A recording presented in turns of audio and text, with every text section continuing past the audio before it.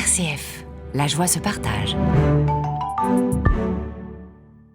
Avec vous, Pierre Blanc, nous allons parcourir à grands traits, bien sûr, ça va être très rapide, l'histoire de Marolles, une histoire qui commence il y a très très très longtemps. Très longtemps. C'est une histoire un peu particulière, comme dans chaque village, mais bien représentative de notre secteur des Monts du Forêt, donc une occupation très ancienne, au néolithique. Il y a eu des trouvailles comme partout d'outillage. La présence un peu mystérieuse de pierres à bassin et de pierres à cupule. Je ne sais pas si on en a déjà parlé.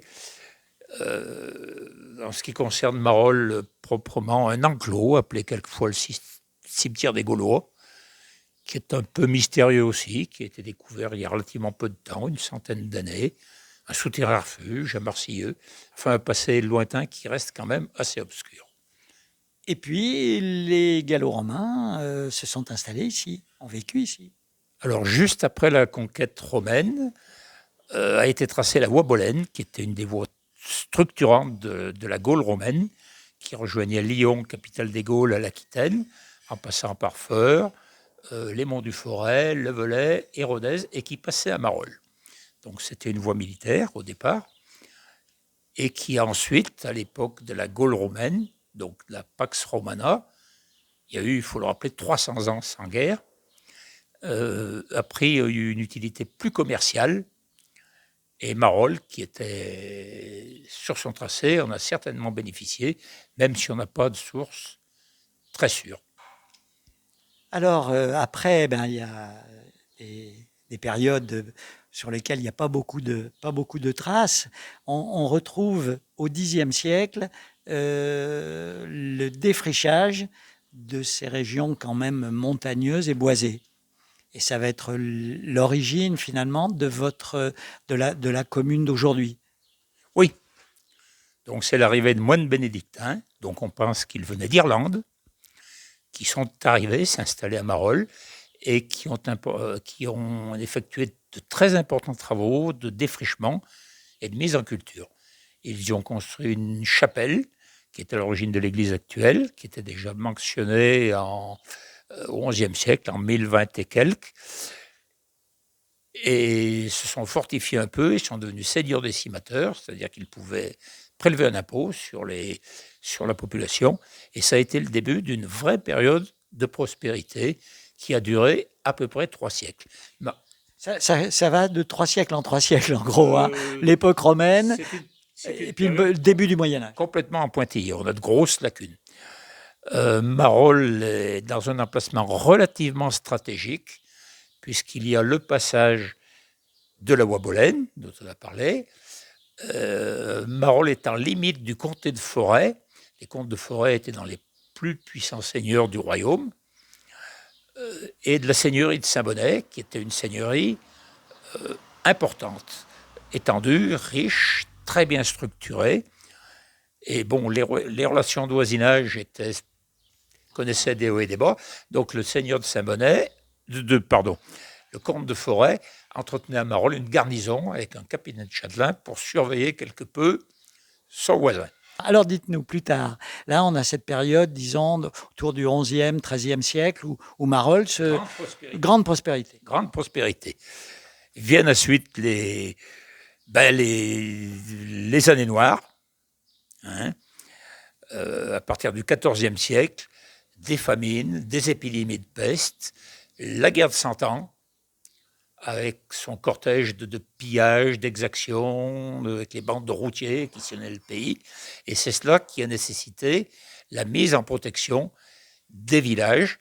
Donc pour Marolles, ça s'est traduit par principalement 3 gros chantiers qui ont été la construction des remparts, dont on a conservé une grande partie en excellent état, la construction de la grande tour, qui n'est pas du tout un clocher, qui est une tour à usage purement militaire et défensif au départ, et également une construction assez rare, à mon avis, au point de vue architecture, qui est un refuge, qui était au-dessus de la nef de ce qui était la chapelle et qui est devenu l'église. Un refuge qui pouvait servir à abriter la population, le cas échéant. C'est des chantiers qui ont dû être menés relativement dans l'urgence, parce que les bandes de pillards sillonnaient le pays et il fallait aller assez vite. On a une idée sur le nombre d'habitants à cette époque? C'est très difficile à dire. Je dois l'avoir quelque part, mais excusez-moi, surtout pas dans la tête. Certainement plus qu'aujourd'hui. 450 habitants. Oui. Une population importante à l'époque. Voilà, Marolles, donc on peut dire rayonne, malgré cette période quand même très très compliquée de guerre, d'exaction, vous évoquiez aussi les épidémies. Et puis les guerres de religion n'ont pas arrangé les choses. Voilà, on arrive aux guerres de religion qui ont laissé de gros dégâts, avec en particulier le passage du sinistre baron des Adrets qui est encore resté dans les mémoires. Plus tard, ce furent encore des famines, encore la peste. La période révolutionnaire a été troublée également. Et depuis, on a été, pendant 2 siècles à peu près, dans une période qu'on peut qualifier de somnolence, avec une économie réduite au minimum, uniquement agricole, une très petite agriculture qui, dans un terroir pauvre, avec un climat rude, suffisait tout juste à nourrir la population. Donc pas de possibilité de vendre à l'extérieur, pas d'échanges commerciaux. Au fond, Marolles vivait un peu en autarcie, en circuit fermé, et sans profiter du développement du reste de la région. Complètement. Alors, on arrive, le temps passe, c'est la période aussi où il va y avoir à la fois la Grande Guerre, l'exode rural, où la population va commencer à décliner. Après, la somnolence, ça va être, on peut dire, un peu le déclin quand même. On ne peut pas parler de déclin, c'est une stagnation plutôt. Alors, à côté de l'agriculture, il y avait quand même quelques activités, mais qui étaient uniquement des activités de complément. Alors, pour l'anecdote, il y a eu de la contrebande du sel, avec l'Auvergne qui était toute proche.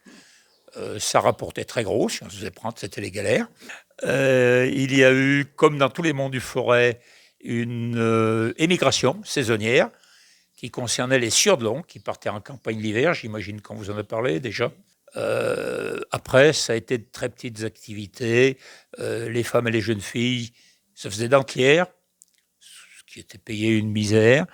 Les hommes étaient souvent serruriers à domicile. Bon, ils n'ont jamais fabriqué une serrure, une seule pièce, toujours la même, pour les fabricants de Saint-Bonnet-le-Château, qui assemblaient les serrures dans leurs ateliers. On notait aussi quelques sabotiers, un petit peu de commerce et d'artisanat, comme dans tous les villages. Bref, une activité très, très réduite. Alors, l'exode rural a quand même frappé assez fort à partir du milieu du XXe siècle, parce que les fermes étaient petites, sur des terroirs compliqués, et puis il y avait l'appel aussi de l'industrie, des emplois, d'une nouvelle vie. L'exode rural a frappé beaucoup plus tôt. Alors même si ce n'est pas possible de dire ça a commencé tel jour à telle heure, le bassin stéphanois offrait des emplois, et puis la vie était difficile. Et cet exode rural a été très très important, avec un creux de la vague de la population qu'on peut fixer vers les années 1970. Et là, il restait combien d'habitants? Je ne saurais vous le dire, j'aurais peur de vous donner un chiffre un petit peu erroné, mais c'était vraiment infime. Et puis surtout, c'était une population très très vieillissante. Très vieillissante. Un village qui a été menacé de disparaître à une époque ou pas? Non, jamais. Jamais. Et dans les années 70, on a constaté d'abord un ralentissement de cet exode.